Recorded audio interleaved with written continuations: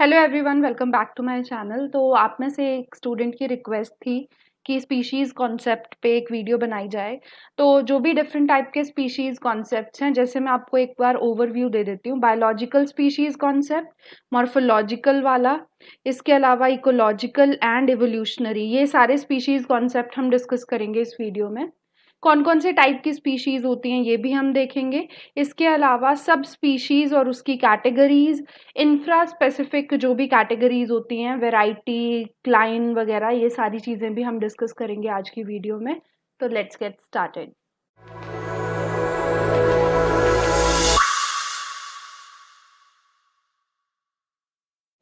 तो सबसे पहले हम ये देखते हैं कि स्पीशीज कॉन्सेप्ट में स्पीशीज है क्या। तो स्पीशीज बेसिकली एक ग्रुप होता है जिसमें बेसिकली जो भी ऑर्गेनिजम्स होंगे वो आपस में इंटरब्रीड करेंगे। तो उनके अंदर इंटरब्रीडिंग की एबिलिटी होती है एंड वो रिप्रोडक्टिवली आइसोलेटेड होते हैं फ्रॉम अदर स्पीशीज। तो एक स्पीशीज के इंडिविजुअल सिर्फ अपनी ही स्पीशीज के इंडिविजुअल के साथ ब्रीडिंग शो कर सकते हैं, दूसरी स्पीशीज के साथ इंटरब्रीडिंग उनकी बिल्कुल भी नहीं होती है। इसका मतलब ये है, एक्चुअल में ये जो डेफिनेशन मैंने आपको बताई, ये बायोलॉजिकल स्पीशीज कॉन्सेप्ट में दी गई थी, मेयर साइंटिस्ट ने दी थी और इसी को हम सबसे ज़्यादा फॉलो करते हैं। तो इसीलिए ये वाली डेफिनेशन मैंने यहाँ लिखी है। अब बायोलॉजिकल स्पीशीज कॉन्सेप्ट जो होता है, इसे नॉन फाइलोजेनेटिक स्पीशीज कॉन्सेप्ट बोलते हैं, क्योंकि यहाँ पे इवोल्यूशनरी टर्म्स में कुछ बात नहीं की गई थी, सिर्फ और सिर्फ रिप्रोडक्शन के बेसिस पे स्पीशीज को बताया गया था, उसे डिफाइन किया गया था। ठीक है, तो इसकी कुछ डिसएडवांटेजेस मानी जाती हैं। एक, एसेक्सुअली रिप्रोड्यूसिंग ऑर्गेनिजम्स के लिए ये कॉन्सेप्ट एप्लीकेबल नहीं है। किस लिए? क्योंकि ये सेक्सुअली रिप्रोड्यूस करने वाले ऑर्गेनिजम्स के बारे में ही बताता है, एसेक्सुअल वालों के बारे में कुछ नहीं बताता। नेक्स्ट जो डिसएडवांटेज यहाँ आती है वो है एलोपैट्रिक पॉपुलेशंस के लिए। तो एलोपैट्रिक पॉपुलेशंस के लिए ये प्रोसेस जो होती है, ये जो भी डेफिनेशन है वो इम्प्रैक्टिकल हो जाती है, क्योंकि वो जियोग्राफिकली आइसोलेटेड है। ठीक है, जियोग्राफिकली आइसोलेटेड का मतलब अलग अलग जगह पे रहते हैं, तो उनके अंदर इंटरब्रीडिंग जैसी चीज नेचुरली नहीं हो सकती। जैसे यहाँ लिखा है ना, इंटरब्रीडिंग नेचुरल पॉपुलेशंस, तो नेचुरली नहीं हो सकती उनके अंदर इंटरब्रीडिंग, तो उसके लिए भी इम्प्रैक्टिकल माना जाता है। दूसरा जो स्पीशीज कॉन्सेप्ट आता है उसे मॉर्फोलॉजिकल स्पीशीज कॉन्सेप्ट बोलते हैं। इन साइंटिस्ट ने इसके बारे में बताया था एंड इसके अकॉर्डिंग जो भी डेफिनेशन हम स्पीशीज की देते हैं वो ये कि स्पीशीज एक छोटा ग्रुप है जो कि क्या हो सकता है, उसके अंदर मॉर्फोलॉजिकल फीचर्स जो है वो काफी ज्यादा मैच करते हैं। तो मतलब एक ही स्पीशीज के मेंबर्स मॉर्फोलॉजिकली ज्यादा सिमिलर होंगे as compare to the members of other species. तो वो मॉर्फोलॉजिकल स्पीशीज कॉन्सेप्ट बताता है। ये मॉर्फोलॉजिकल कैरेक्टर्स को यूज करता है स्पीशीज को डिफाइन करने के लिए, एंड दोनों के लिए यूज हो सकता है, चाहे सेक्सुअली रिप्रोड्यूस करते हो ऑर्गेनिजम्स या ये सेक्सुअली रिप्रोड्यूस करते हो। नेक्स्ट एक स्पीशीज कॉन्सेप्ट आता है जिसे इकोलॉजिकल बोलते हैं। ये वाला जो है, इसमें मैंने साइंटिस्ट का नाम सबके साथ लिखा है, तो वहां समझाने वाली कोई चीज नहीं है। तो एक्चुअल कॉन्सेप्ट क्या है वो मैं बता देती हूँ आपको।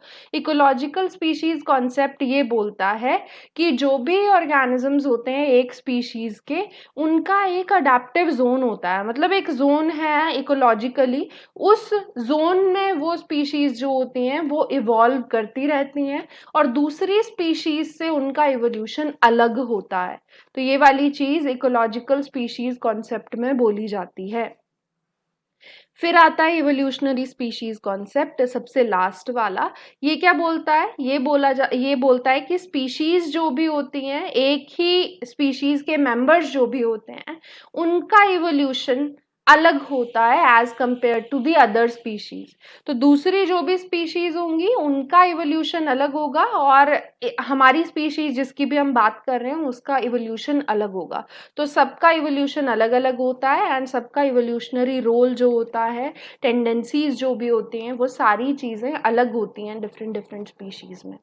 आई होप कि आपको स्पीशीज़ कॉन्सेप्ट वाला जो भी चीज़ है वो समझ आ गई हो। इसके बाद हम टाइप्स ऑफ स्पीशीज़ की बात करते हैं। तो अलग अलग टाइप की होती हैं। एलोपैट्रिक, जो जियोग्राफिकली डिफरेंट रेंजेस में रहती हैं, अलग अलग एरिया में रहने वाली स्पीशीज़ एलोपैट्रिक होती हैं।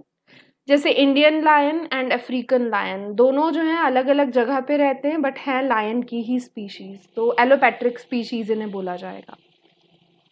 नेक्स्ट आता है सिम्पैट्रिक स्पीशीज, मतलब सेम एरिया में रहने वाली, तो इनका जो भी जियोग्राफिकल डिस्ट्रीब्यूशन होता है वो काफी ज्यादा ओवरलैपिंग होता है, बट इनकी निश अलग अलग होती है, मतलब रहते एक जगह है बट उनकी निश जो है, जो भी वो काम करते हैं, रोल प्ले करते हैं इकोसिस्टम में, वो अलग होता है।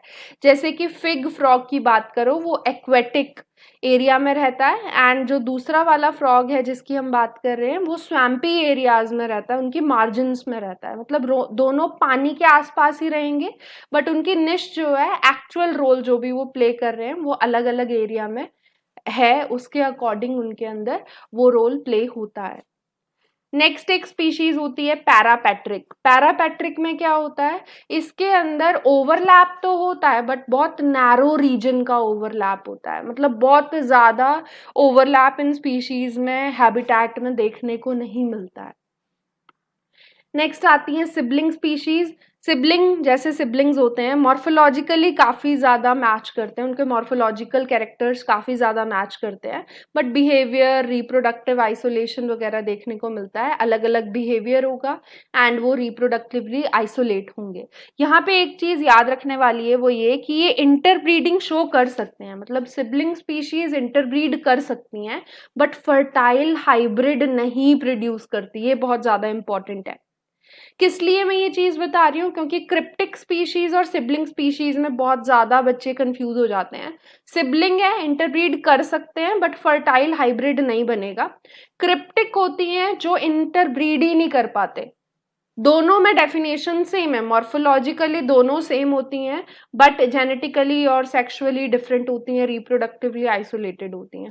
सिबलिंग स्पीशीज में ब्रीडिंग होगी, प्रोजेनी नहीं बनेगा, क्रिप्टिक में ब्रीडिंग ही नहीं होगी, तो ये डिफरेंस है दोनों के अंदर।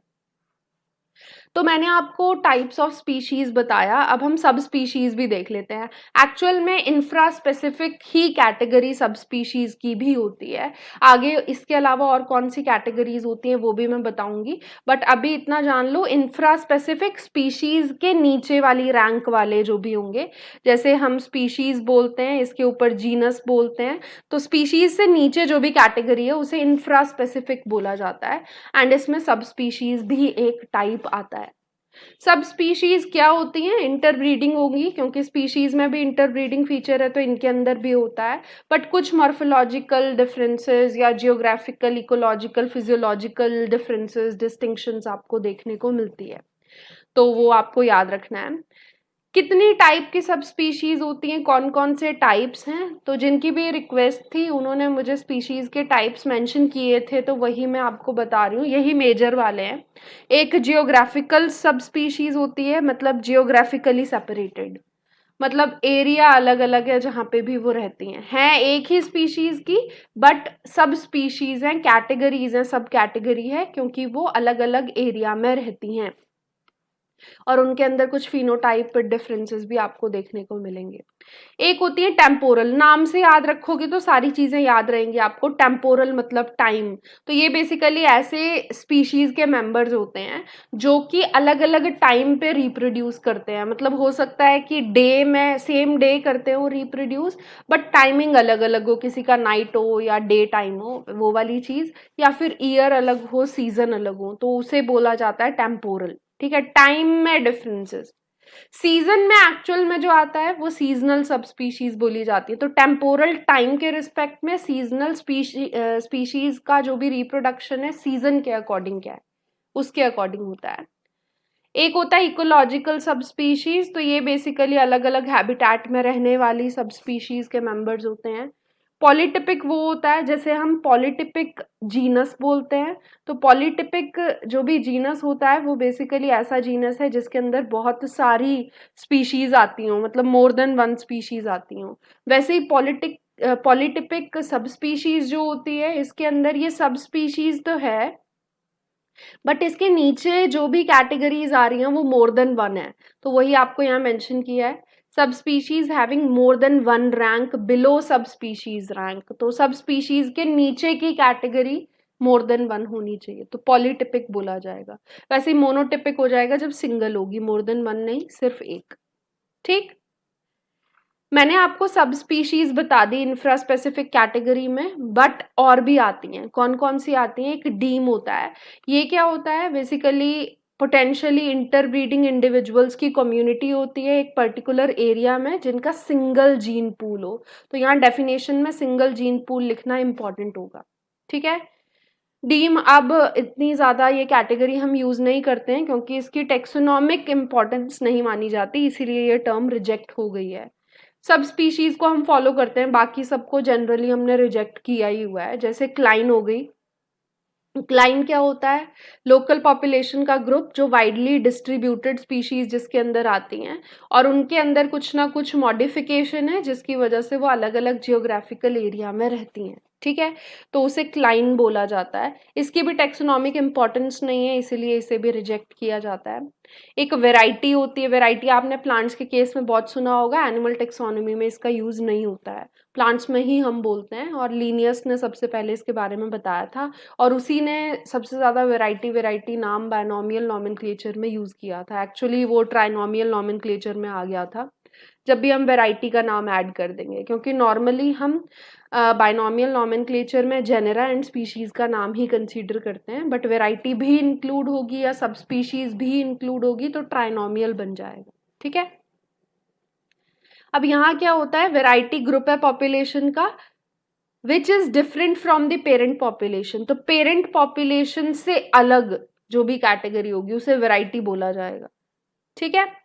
नेक्स्ट रेस आता है। रेस फिनोटिपिकली डिफरेंट होते हैं इंडिविजुअल्स एंड उनके जो भी ये ग्रुप्स हैं वो एक पर्टिकुलर एरिया में डिस्टिंक्ट तौर पे मिलेंगे, मतलब कि अलग अलग रेसेस एक ही पर्टिकुलर स्पीशीज की, तो उसे रेस बोलते हैं। फिनोटिपिकल डिफरेंसेस बेसिकली होते हैं।